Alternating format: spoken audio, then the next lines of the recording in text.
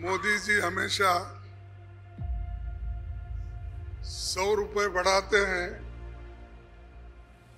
2 रुपए कम करते हैं। इससे लाखों रुपए उन्होंने कमाया। ये तो गरीबों से चोरी कर दिए और गरीबों के जो काटे और लोगों को दिखाने के लिए 100-200 रुपए कम करना और कहना कि मैं गरीबों के लिए काम कर रहा हूं।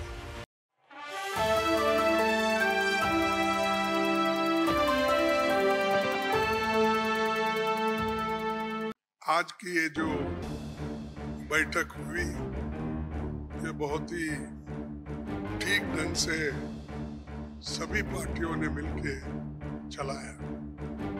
इसका उद्देश्य क्या था ये तो उद्धव ठाकरे जी ने कहा है और हम इसकी कोशिश बहुत दिन से कर रहे हैं।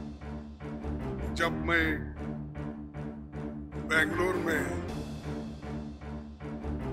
था उस वक्त भी जो वहां पर मीटिंग हो गई थी, इससे पहले पटना में हो गई थी। उसके पहले तैयारी के लिए हमने मेरे घर पर भी राहुल साहब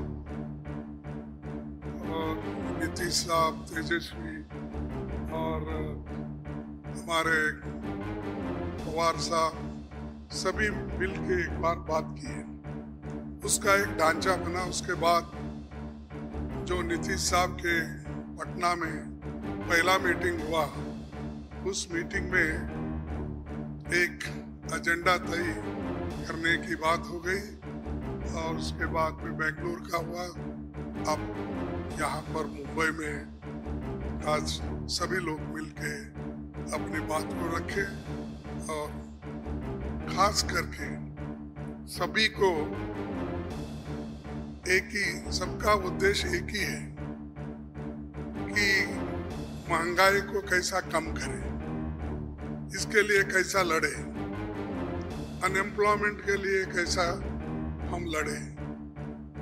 और इतने प्राइसेस जो बढ़ रहे पेट्रोल और डीजल के, और खास करके मोदी जी हमेशा 100 रुपए बढ़ाते हैं, 2 रुपए कम करते हैं। अब पेट्रोल की, एलपीजी की जो दाम थी वो मोर और लेस डबल हो गई, लेकिन उन्होंने उसमें से सिर्फ 200 रुपए कम किया, यानी 700 बाकी रहा।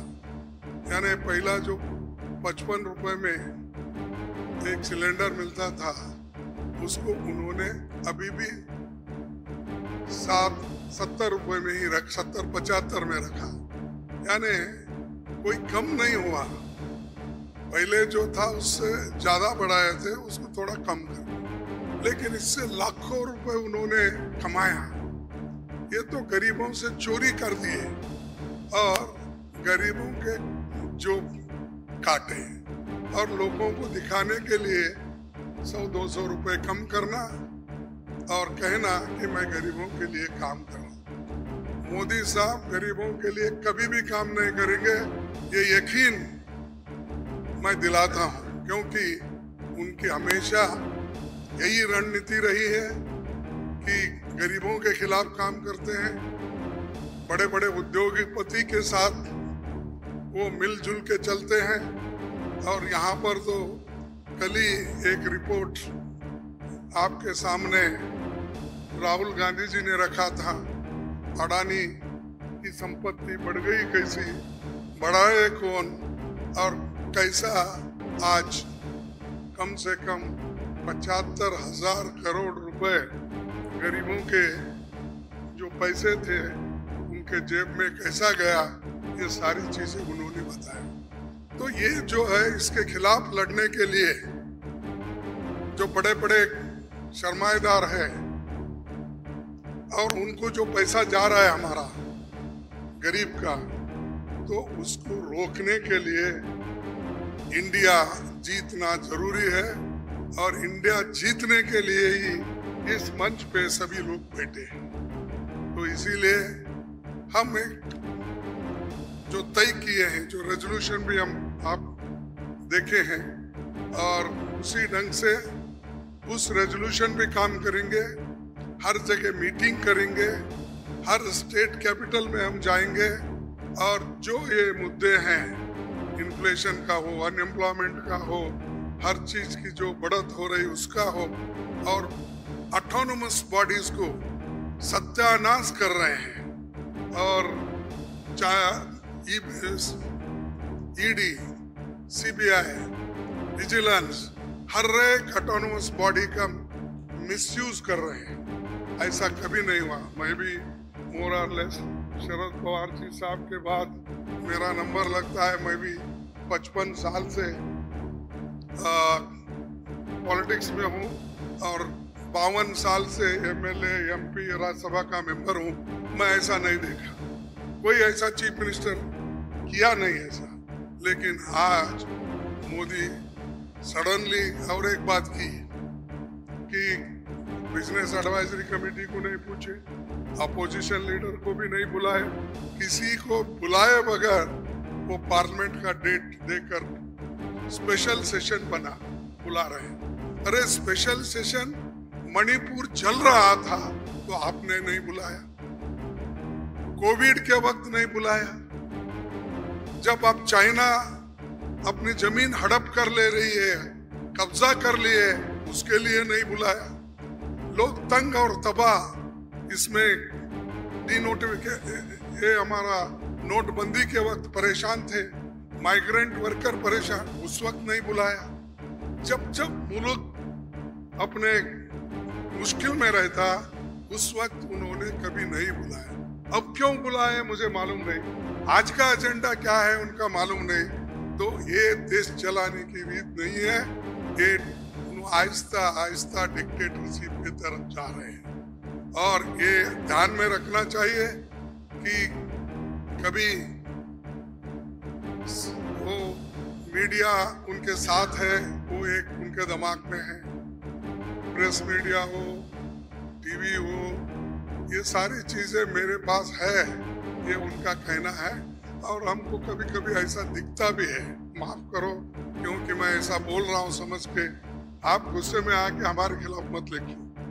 तो जो कुछ है वस्तु स्थिति, आपको भी मुंह को ताला लगाया, हाथ बंद दिए आपके भी लिखने के, ये सारी चीजें कर रहे हैं और आहिस्ता आहिस्ता डिक्टेटर के तरफ वो जा रहे हैं। तो हम इसके खिलाफ लड़ने के लिए, उनके विचारधारा के खिलाफ लड़ने के लिए, उनके जो कुछ भी ये करप्शन, बड़े करप्शन, उनके जो इंस्टीट्यूशनल करप्शन होते हैं, ऐसा छोटा मोटा करप्शन वो नहीं करते, लोगों को नहीं दिखना वो पूरा। लेकिन सीएजी रिपोर्ट में दिखाया है कितने करोड़ घपले हो गए हैं। तो उनका करप्शन इनविजिबल है और वो हमेशा अपनी बात ये कहते हैं कि मैं किसी को न खाऊंगा न किसी को खाने दूंगा। लेकिन खाने तो सबको दे रहे हैं, अपने को जो चाहते हैं उनको तो दे रहे हैं, लेकिन लोगों को भूखे मार रहे हैं, लोगों को कुछ नहीं दे रहे। तो इसके लिए हम आवाज उठाए और उसके तहत हम काम करना है। आगे भी हमारी कहाँ मीटिंग हो गई, हम तय करने वाले हैं, जल्द से जल्द वो भी मीटिंग होगी और बाकी के जो विषय हम आपके सामने रखे मुद्दे, उनके ऊपर हम लड़ते रहेंगे। वो डराने की कोशिश करते हैं, हम डरेंगे नहीं, ये हमारा वायदा है और हम हमेशा लड़ते रहेंगे और जीतते रहेंगे। और आज मुंबई में जो हमारे महाराष्ट्र विकास आघाड़ी जो ये स्टेप लेकर हमको बुलाए हैं, उद्धव जी लीड लिए हैं और बाकी कांग्रेस पार्टी और एनसीपी सभी ने मिलके ये जो एक यहाँ पर कार्यक्रम रखा और बहुत यशस्वी हुआ। इसलिए मैं उन महाराष्ट्र विकास आघाड़ी के सभी नेताओं को धन्यवाद देता हूँ और आप सभी को भी मैं धन्यवाद देता हूँ, क्योंकि आगे की और भी मीटिंग्स हैं, वो डेट टाइम सभी बताएंगे। और कहाँ मीटिंग हमारी होगी, बहुत से 5-6 जगह पब्लिक मीटिंग होगी, वो भी हम आपको बताएंगे और काम करते रहेंगे और मजबूती के साथ काम करते रहेंगे। इसको ढीला करने की कोशिश मोदी जी कितना भी कोशिश करे, हम वो डरने वाले नहीं हैं। इसीलिए मैं इतना ही कहूँगा कि उन्होंने तो हमेशा मोदी जी झूठ बोलते ही रहते हैं, लेकिन लोग उनको सच समझते हैं। लेकिन अभी भी मराठी में एक कहावत है, खोटा बोला पण रेटून बोला, तो ऐसा उनका है। इसीलिए सब झूठ बोलते जाते हैं, लोगों में भ्रम डालते हैं, तो वो सबको हमको एक्सपोज करना है, हम करते रहेंगे। धन्यवाद।